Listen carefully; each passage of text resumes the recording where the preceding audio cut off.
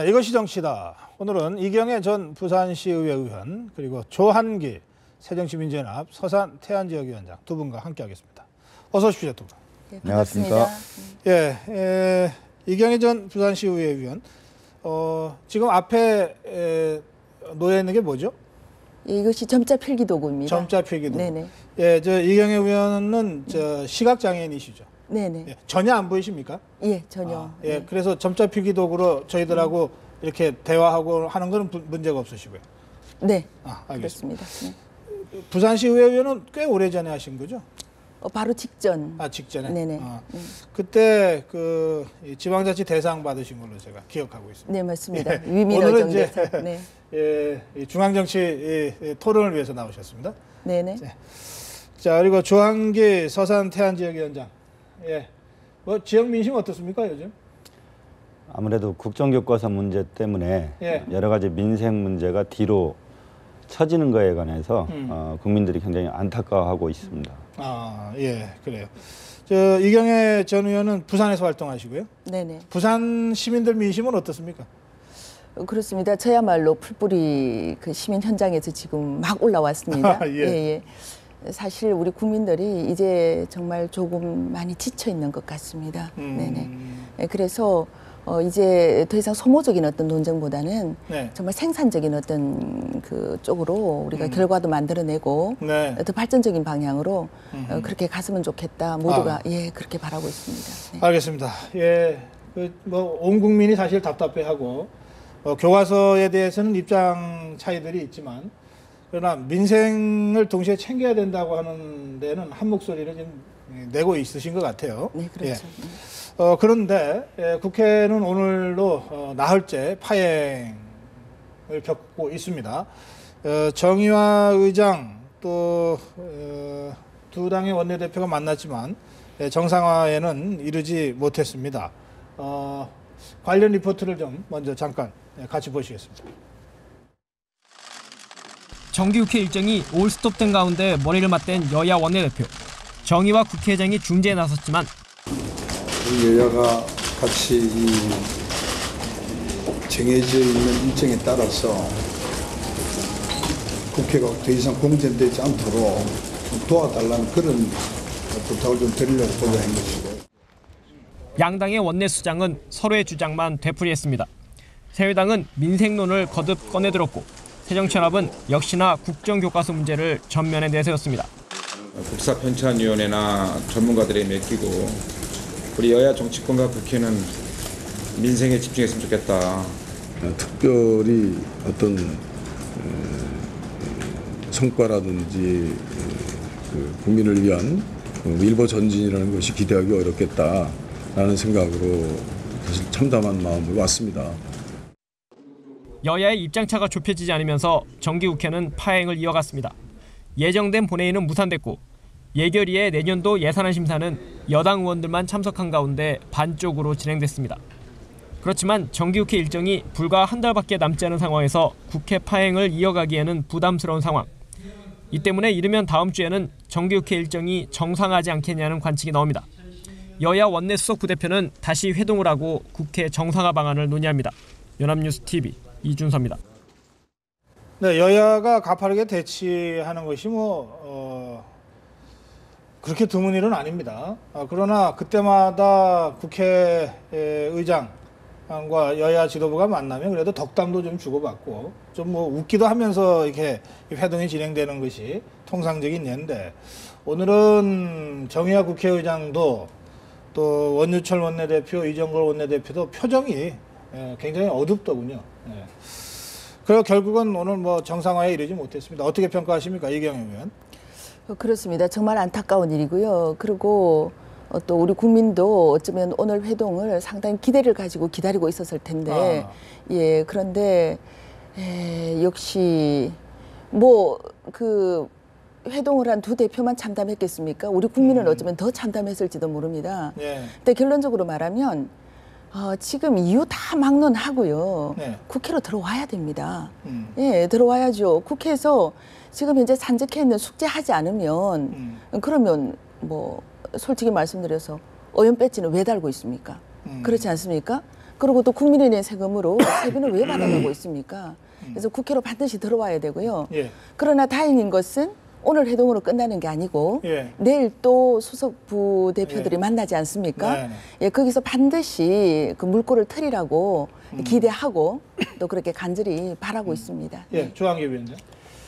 예, 국민들 답답해 하시는 것 저도 10분 동감합니다. 하지만 아무리 좋은 정책도 국론이 분열되고 반대하는 국민이 많으면 결정을 잠시 유보하고 공론화 과정을 거치고 사회적 합의를 유도하는 것이 옳다고 봅니다. 예. 그래야 국민도 정부도 대통령도 불행해지지 않습니다. 그런데 지금 왜 국민들은 정부가 직접 나서서 역사를 재단하려고 하느냐, 네. 그리고 왜 최소한의 절차도 지키지 않느냐, 이렇게 묻고 있습니다. 그에 대한 답을 정부에서 좀 내놓을 때가 됐다고 생각합니다. 정부에서 답을 내놓기 전에는 정상화가 어렵다. 지금 조항기 위원장 그런 말씀이시죠? 아마도 내일 원내수석 부대표 회의를 하고 네. 또 시간이 지나면 국회 정상에 대한 일정한 합의가 이루어질 것이라고 보는데 네네. 이 민주적 기본 질서가 무너지는 것에 대해서 국민들은 계속해서 질문을 하게 될 겁니다. 예, 어떻게 생각하십니까? 그런데 저는 그렇게 생각을 합니다. 지금 사실 물론 형식도 중요한데 거민정이냐 국정이냐 이런 형식이 가장 그 절대 가치는 아니라고 저는 봅니다. 그 어떤 제도나 형식도 제대로 시행되지 않으면 그건 오히려 악용의 소지가 있는 거고, 그래서 국정화 같은 경우에도 그래서 새정치민주연합에서도 지금 걱정을 하는 거 아닙니까? 그러나 거민정이 어땠습니까? 제대로 시행되지 않으니까 그런 오류가 나왔단 말입니다. 그런 부작용이 나왔단 말입니다. 네. 그래서 정부가 정말 어떤 특단의 결정을 내린 겁니다. 지금 과감하게 용기 있게. 그래서 이런 마당에 또 우리 대통령이 약속을 했지 않습니까? 지금 국정화를 한다고 해도 우려하고 있는 그런 어떤 정권에 그 이용되는 왜곡되거나 미화되는 일은 절대로 없을 것이다라고 친일 독재 교과서 없을 것이다. 그럼요. 그렇게 그것도 뭐 가벼운 자리가 아닙니다. 우리 신성한 국회에서 국민의 대변인들이 있는 신성한 국회에서 시정 발표를 통해서 약속을 했습니다. 이제 좀 믿어줄 때도 됐다고 저는 생각을 합니다. 네. 예. 믿어줄 때도 됐다. 예. 네. 그런데 정부나 새누리당이나 국민들이 믿기 어려운 행동들이 너무 많았습니다. 교육부에 비밀 TF 만들고 예비비 몰래 편성하고 또 끝내는 이제 교과서 집필진도 밝히기 어렵다는 입장까지 나오니까 예. 국민들이 보기에 음주를 하고 차에 탔는데 저거 음주운전 아니다라고 우기는 거하고 비슷한 겁니다. 엑셀을 밟았지 않았기 때문에 음주운전 아니다 이렇게 주장하는데 그 차 운행하게 계속 놔둬야 되겠습니까? 아니면 갓길에 차 세우고 음주운전 하신 분 내리게 해야 맞겠습니까? 그런 합리적 의심을 할 수밖에 없는 상황들이 계속해서 진행되고 있는 겁니다. 국민이 믿을 수 없는 상황이 계속 벌어지지 않았느냐? 예. 그러면 또 똑같은 논리로 우리가 상대적으로 이상적이라고 생각하는 거민정 시스템이 제대로 작동하지 않아서 나타난 그 부작용에 대해서 야도 인정을 한 부분이 있습니다. 그리고 많은 국민들이 사실 그 내용에 대해서 놀라고 있거든요. 예, 저도 사실은 좀 많이 부끄러웠습니다. 왜냐하면 제 주변에 중고등학생이 없다는 이유로 제가 우리 역사 교과서를 한 번도 들여다보지를 않았습니다. 그런 내용들을 확인을 하고 저도 굉장히 놀랐거든요. 이걸 그러면 정부가 그대로 두고 봐야 되겠습니까? 그렇지 않지 않습니까?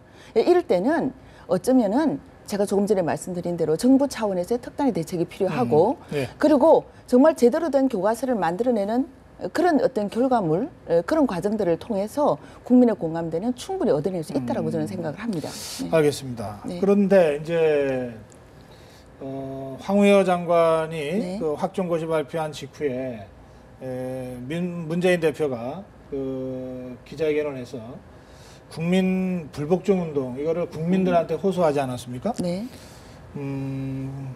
오늘은 김무성 대표가 문재인 대표를 향해서 다 해봐라, 다 하십시오. 이렇게 또 압박을 하고 나섰습니다. 저는 이번 이 교과서 정국을 보면서 왜 양당의 대표가 이렇게 전면에 나서서 정말 이 싸움을 이끌어가고 있는지 이해가 안 될 때가 많이 있었습니다만 지금 상황도 좀 그런 것 같습니다. 그 국민 불복종 운동, 이번에는 조항기 위원장부터 좀 새정치민주연합의 당론인지 문재인 대표가 이런 주장을 한 뜻이 무엇인지 좀 설명 좀 해주세요. 야당의 입장에서는 피하고 싶어도 피할 수 없는 싸움이 있고 네. 다소 불리해도 물러설 수 없는 싸움이 있습니다. 옛날 일제시대에 독립운동하면 패가망신한다고 군사독재 시절에는 너 학생운동하다 민주화운동하다가 감옥 간다 이렇게 말려도 열심히 독립운동하고 민주화를 위해서 싸웠던 선배들이 계십니다. 저는 이 상황만큼은 그와 비슷한 우리 당이 장애투쟁을 한다고 간혹 국민들에게 욕을 먹어도 물러설 수 없는 싸움이라고 생각하고요. 다만 이것이 야당만 그러느냐? 그렇지 않습니다. 국민들의 60% 가까이가 역사교과서 국정화에 대해서 반대하고 있고 역사학자들 대부분이 학교 현장 대부분이 학생들이 학부모가 반대하고 있습니다. 야당이 국민 불복종 운동을 하자고 주장하지 않아도 이미 국민들이 이걸 받아들이고 있지 않습니다. 문재인 대표의 국민 불복종 운동이 독립운동이나 민주화 운동과 같은 연장선에 있는 것이고 그렇습니다. 따라서 불리하더라도 피할 수 없는 싸움이다. 이런 말씀이시네요. 네, 이경영 의원. 근데 저는 그렇게 생각을 합니다. 제가 문재인 대표라면 있지 않습니까? 제가 문재인 대표라면 그리고 정말 국민들의 공감대를 얻어내고 싶고 그렇다면은 저는 국민 불복종 운동보다는 국정화에 의해서 만들어지는 교과서 제대로 만들기 운동을 펼치겠습니다. 오히려 정말 우리가 걱정하고 있는 그런 사태가 일어나지 않도록 그런 내용이 담기지 않도록 오히려 국민들을 향해서 우리 두 눈 부릅뜨고 열심히 지켜보자. 이런 운동을 오히려 전개할 것 같습니다. 그러면 우리 국민들이 오히려 더 공감하고 새민연의 지금 현재 어떤 투쟁에 대해서 훨씬 박수를 보내고 같이 할 수도 있지 않겠습니까? 우리 목적은 뭡니까? 국정화 반대가 아니지 않습니까? 우리의 가장 최종 목적은 제대로 된 교과서를 만들자는 거거든요. 그걸 만들기 위한 형식과 방법이 거민정이냐 국정화냐인데 그러나 그 목적을 이루기 위해서 지금 정부가 선택한 방법에 있어서 우리 정말 제대로 가도록 한번 지켜보자. 감시하자. 이런 운동을 오히려 벌리는 게 훨씬 더 설득력이 있지 않겠습니까? 알겠습니다. 네. 지금 두 분이 계속 논쟁 중이신데 네. 양당 대표의 발언을 보면 이게 접점을 찾기가 좀 어려운 것 같습니다. 김무성 대표, 문재인 대표의 발언을 직접 확인해 보시겠습니다. 국회를 정상 가동시키면서 해야지 19대 국회 마지막 정기국회에서 해야 할 일이 얼마나 많은데 장애로만 돌아다니는지 참 이해할 수 없습니다. 또 하나 우리의 과제는 우리가 그 긴 기간 동안 역사 국정 교과서에만 매달릴 수도 없는 노릇입니다. 우리 위기에 빠진 경제와 민생도 살려야 합니다. 저 두 사람이 지난번 그 추석 연휴 때는 만나서 안심번호 가지고서 그냥 극적인 합의를 이뤄냈는데 어쨌든 이 교과서 전국 와중에서는 두 사람이 정면 충돌하고 있어요. 그런데 조금 전에 들어본 그 문재인 대표의 발언 중에 보면 이 역사 국정 교과서에만 매달릴 수 없는 노릇입니다. 위기에 빠진 경제와 민생도 살려야 합니다. 이 대목이 나오지 않습니까? 네. 실제로 새정치민주연합 내부에서도 이 불복종 운동이라든지 장애투쟁 이런 쪽으로 너무 경도될 경우에 역풍이 있을 수 있다. 이렇게 우려하는 목소리 좀 나오고 있죠? 예, 그렇습니다. 그리고 실제로 민생 문제가 나와서 한 말씀 드려야 되겠는데 어렵습니다. 파탄지경이라고까지 말을 합니다. 네. 저는 이제 농촌에서 활동하기 때문에 요즘 농촌에서 한창 쌀 수매가 진행되고 있는데 3년 전에 수매가로 지금 수매를 하고 있습니다. 그리고 그 양도 적어서 이틀, 3일씩 기다려야 수매를 할 수가 있습니다. 네. 저는 거꾸로 정부 여당에 좀 묻고 싶습니다. 이렇게 청년 실업이나 가계부채 문제나 또 미국이 금리 인상하겠다고 하는데 그런 민생 문제가 줄을 섰는데 어떻게 대통령께서도 총리도 정부 여당 새누리당의 대표도 국정화 문제에 이렇게 올인할 수 있는지 되묻고 싶습니다. 정부 여당은 민생, 국민들 먹고 사는 문제에 관해서 무한 책임을 져야 되는 위치에 있습니다. 조한기 위원장이 지금 묻고 있습니다. 네네. 절대 올인하고 있는 게 아니죠.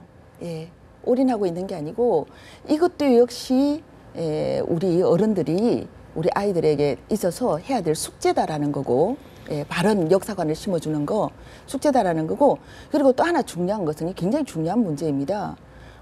국정화가 중요한 게 아니고 어떻게 해서라도 제대로 된 교과서를 만들어야 되고, 그런 방법으로 우리가 국정화를 지금은 선택할 수밖에 없는 그런 상황이 되었고요. 네. 왜 이게 중요하냐면요.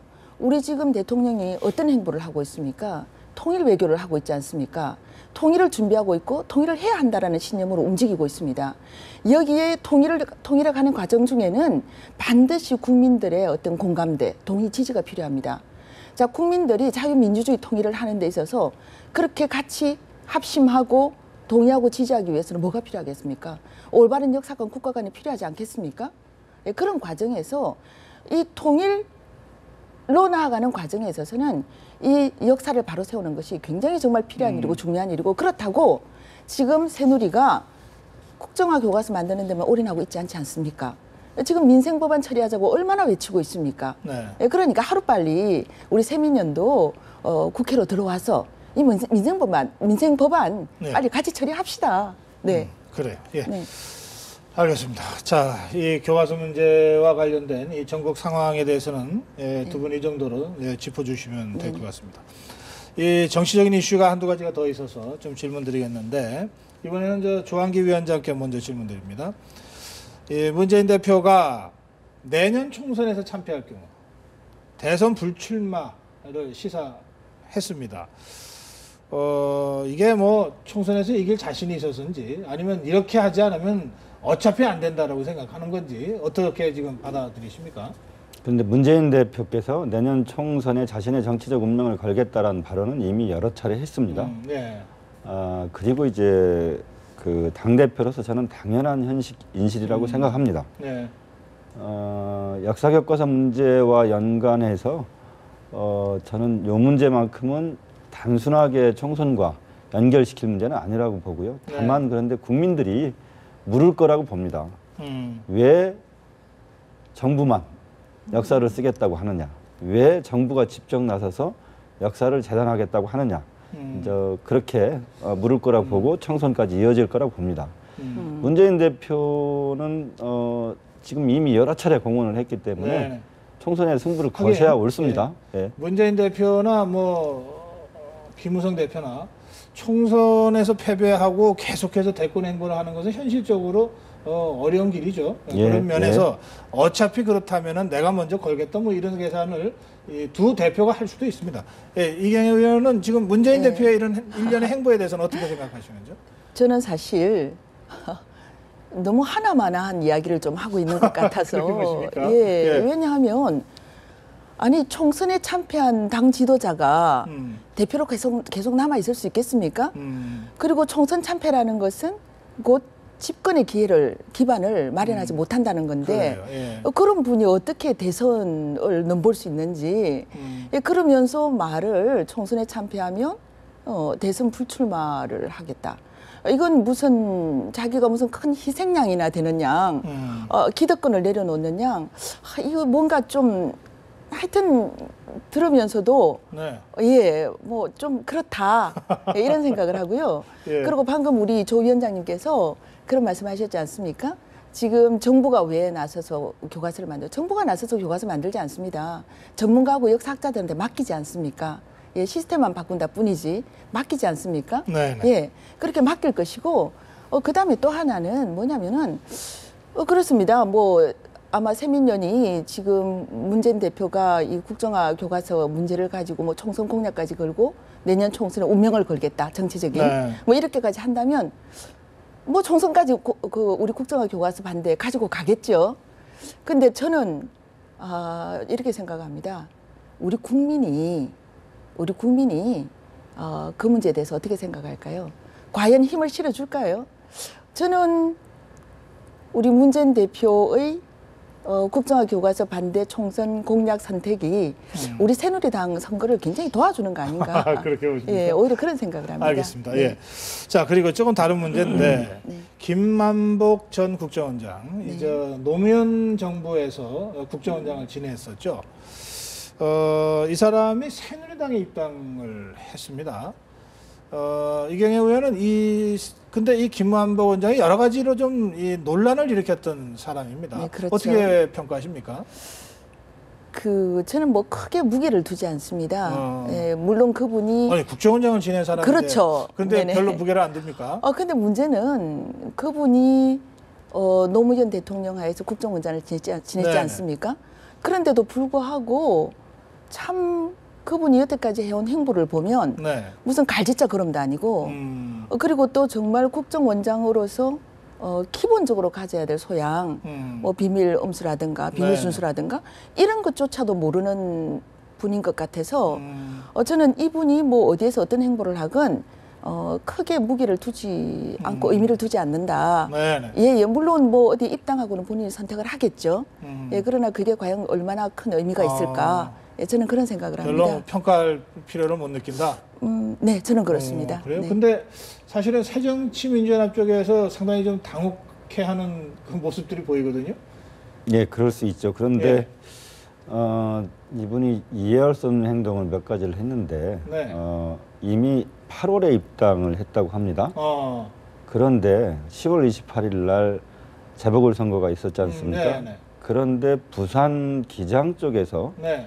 우리 새정치민주연합 기초위원 후보의 사무실에 와서 네. 같이 선거 전략을 논의하고 또 뭐 지원하고 그랬습니까? 이렇게 행보를 보여서 그렇죠. 우리 네. 당에서는 예. 당혹스럽기도 하지만 네. 그 뒷 배경도 또 상당히 의심을 갖고 의혹을 갖고 있는 그런 상황입니다. 아, 그래요? 예. 이분이 조금 뭐 그렇게 갈지자를 하는 것 같습니다.